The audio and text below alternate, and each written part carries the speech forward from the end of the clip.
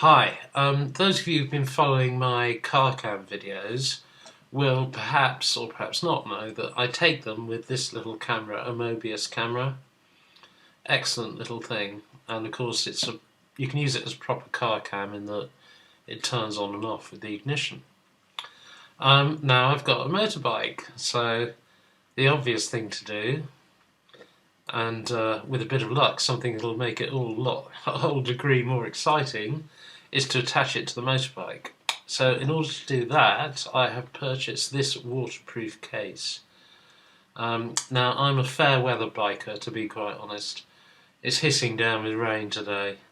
I'm not going out today. But this waterproof case is really to protect it from road debris, dirt, and the sort of thing you get covered in when you go biking. And although I'll only be going out in the dry, there's still, gravel and heaven knows what gets thrown up, especially when you're following other cars. So really it's to protect the lens on the Mobius camera.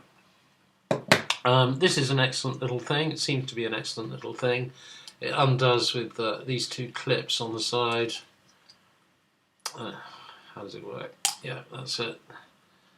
Undoes with these two little clips at the side. This bit is metal. You've got a gasket there. You've got 3 buttons that correspond to the buttons to operate the actual camera. You can't see that terribly well, but the buttons all line up. And there's another little bag of bits with a couple of lens covers, a spare gasket for this end, and a couple of gaskets for the actual lens cover itself. And in order to attach all this to the bike, I have bought this thing, which is, I don't think I'm going to be able to get it on the handlebars, to be quite honest. It's going to have to somehow attach to a frame member. That's obviously attachment to the frame member, and here we got a ball joint. So some combination of frame member, ball joint, case. There's a screw hole for that on there. And case. We should be able to get it secured and pointing in roughly the right direction. The only drawback is it's not plumbed into the. It's not going to be plumbed into the bike's electrical system, so we're going to have to rely on the onboard battery with the Mobius, which, as I remember, it lasts at least an hour. So we should be good to go. So next stage of this video will be me trying to fit it, which should involve a lot of cursing. So I'll do that on a slightly sunnier day. In fact, it fitted really easily to the mirror. Okay, here's the route we're going to take: Breedon, Camerton, Overbury, Beckford. And here we are in Breedon. We're just leaving Breedon. Now, a few things to say here. On this route, the vast majority of time is in villages with either 30 or 40 mile an hour limits, which I stick very strictly to.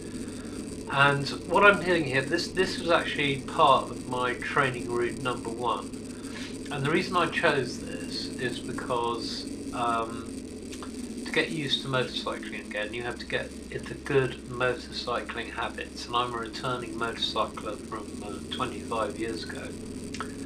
And one of the keys to safe motorcycle riding is to look as far ahead as you can. And that correlates to your position on the road. So when you're going around corners, and this is a really nice little windy road, if you're turning left, you want to be as far out to the right as you can. And if the curve goes around to the right, like here, you want to be as far over to the left as you can. Now, saying that, another thing you want to be doing, as well as looking as far ahead as you can on a motorbike, you also want to be studying the road in front of you like a hawk, looking out for stuff like gravel, potholes, spilt diesel, anything that could spit you off the bike. So there's a bit of attention there, and of course manhole covers like the one we just passed, which get very slippery in the wet. So what you're looking, so it's all tied up. So what I'm trying to do is, when I'm going along this road, is positioning. The whole time I'm trying to position myself correctly, getting used to throwing lifesavers, and also when I first got the bike a couple of weeks ago, it was really useful going along a road like this, because you're changing gear a lot, and you're just getting used to the general feel of the bike, the handling of the bike, as well as practicing all the other stuff, you know, looking as far as you can around corners. And there's a tension on these little roads, because if you see this dark strip in the middle of our lane, right, this is a rural area, and we get tractors and things going up these roads. So in the middle of the lane I'm in, there's quite often not only gravel but mud as well. So you are swinging from side to side over the road, and you've also got to be extremely careful. This is where studying the road immediately in front of you, the surface of the road immediately in front of you comes when you're crossing that to go from left to right. Having said that, I mean, I remember I have the words of my motorcycling instructor, Bob the Slob, ringing in my ears, and he said, and I quote, "Your attitude on the road should be, 'Fuck you, I'm here.'" So I'm fully entitled to use the full width of the road. I mean, some car drivers seem to expect you to pull over to the left so they can sort of squeeze past. Well, none of that, thanks very much. It's I'm using the full width of the road, I'm here. And as Bob the Slob so memorably said, "Fuck you." And here we are, we're coming up, we've got a horse here. It actually looked round at me a couple of times. Unfortunately, there's a bit of cloud. It actually looked round at me fairly anxiously a couple of times, so we always do for horses anyway. Slow right down, give it a nice wide berth. If it's a young horse, you know, you can never tell. It's a horse, it could do anything. It could just bolt right in front of you, as almost like a Volvo will do at the last second. And again, hitting any of these things, you're always going to come off worse on a motorcycle. And so I'll stop talking there and just let you listen to the sound of the bike. It's a twin cylinder, it's Kawasaki ER5, and this sound is coming through the microphone through the waterproof case that I've attached to the Mobius Cam.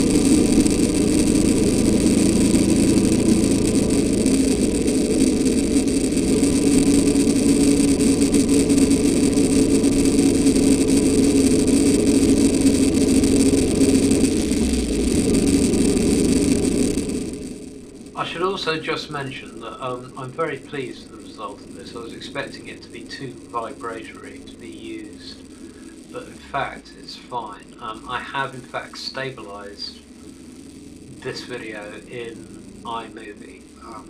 I told it to stabilise it. It's still very good. YouTube as well also offers a stabilisation filter. And another thing I should say is I'm going to upload this in 720p, because as you can see, we're right out here in the sticks, and although the original movie is 1080p, it's too big and it's going to tie up my internet connection right out here in the sticks. It's not terribly good, and I've got other things to do. So I'm going to upload this in 720.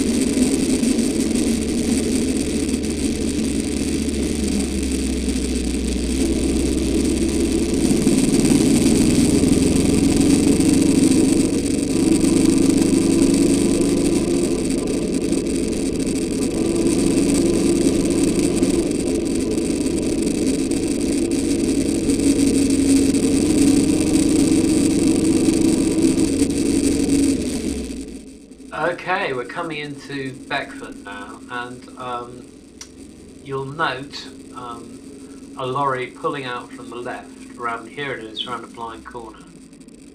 Right, now this guy was good, and he saw me and stopped. But you see how careful you've got to be on a motorcycle. I mean, I've been in a car and old people have stopped, looked at me and pulled out in front of me anyway. On a motorcycle, that can be lethal. Okay, and Beckford here, which is again why positioning is so important. This is where I decide to turn around, and being extremely happy with the results of this video, it shall end shortly when I turn around